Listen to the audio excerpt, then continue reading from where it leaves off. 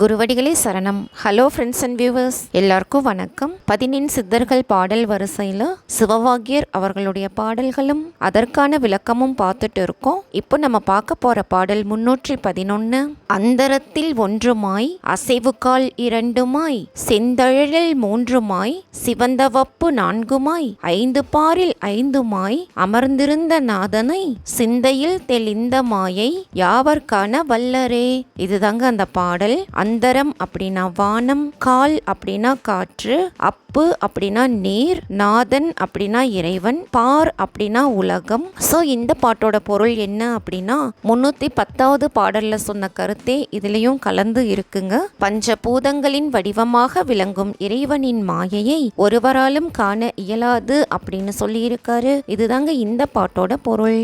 அடுத்தது பாடல் 312. மனவிகாரம் அற்று நீர் மதித்திருக்க வல்லீரேல் நினைவிலாத மணிவிளக்கு நித்தமாகி நின்றிடும் அனைவரோதும் வேதமும் அகம்பிதற்ற வேணுமேல் கனவு கண்டது உண்மை நீர் தெளிந்ததே சிவாயமே. இதுதாங்க அந்த பாடல். மனவிகாரம் அப்படின்னா மனத்தில் உள்ள வஞ்சனை, ஆணவம், பொறாமை, இந்த மாதிரியான விஷயங்கள். அகம் பிதற்றுதல் அப்படின்னா உள்ளத்துக்குள்ளேயே ஓதுதல் அப்படின்னு அர்த்தம். ஸோ இந்த பாட்டோட பொருள் என்ன அப்படின்னா மனத்தில் எந்தவித தீய எண்ணங்களும் இல்லாமல் இறைவனை மட்டுமே நினைத்திருக்க இயலுமானால் வைரம் போன்று ஒளிரும் உள் ஒளி நாள்தோறும் தெரியும். அனைவரும் போற்றும் வேதத்தை நீங்கள் ஓத எண்ணினால் அதன் பயன் இறைவனை கனவில் கண்டது போல் மட்டுமே இருக்கும். எனவே சிவாய நம என உச்சரித்து கொண்டிருப்பதே எப்பொழுதும் சிறந்தது அப்படின்னு சொல்லியிருக்காரு. இதுதாங்க இந்த பாட்டோட பொருள்.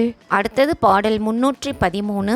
இட்ட குண்டம் ஏதடா ரிக்கு வேதம் ஏதடா சுட்டமண் களத்திலே சுற்று நூல்கள் ஏதடா முட்டி நின்ற தூணிலே முளைத்தெழுந்த சோதியை பற்றி நின்றது ஏதடா பட்டநாத பட்டரே. இதுதாங்க அந்த பாடல். குண்டம் அப்படின்னா யாக குண்டம், மண்கலம் அப்படின்னா மண்ணால் செய்யப்பட்ட பாத்திரம், முட்டி நின்ற தூண் அப்படின்னா மூலாதாரம், முளைத்தெழுந்த சோதி அப்படின்னா சுழுமுனை நாடி. ஸோ இந்த பாட்டோட பொருள் என்ன அப்படின்னா யாகம் செய்யும் குண்டத்தில் நெய்யை ஊற்றுவதும் ரிக்வேதம் ஓதுவதும் சுட்ட மண் பாத்திரத்தை சுற்றி நூல்களை சுற்றுவதும் மூலாதாரத்திலிருந்து எழுந்து ஒளித்தூணாய் நிற்கும் சுழுமுனை நாடியை பற்றி கொண்டு நிற்பதும் எது என்று பட்டநாத பட்டரே நீங்கள் கூறுவீர்களாக அப்படின்னு சொல்லியிருக்காரு. இதுதாங்க இந்த பாட்டோட பொருள்.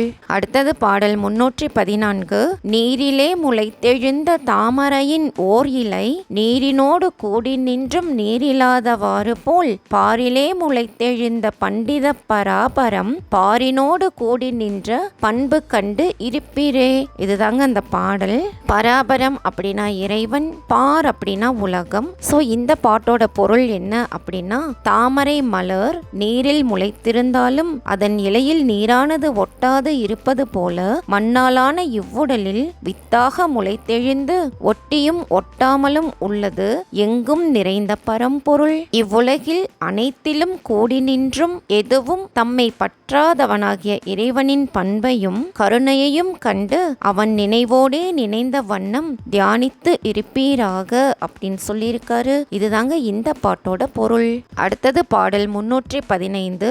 உறங்கிலென் விழிக்கிலென் உணர்வு சென்று ஒடுங்கிலென் சிறந்த ஐம்புலன்களும் திசை திசைகள் ஒன்றிலென் புறம்பும் உள்ளும் எங்கனும் பொருந்தி இருந்த தேகமாய் நிறைந்திருந்த ஞானிகள் நினைப்பதேதும் இல்லையே. இதுதாங்க அந்த பாடல்.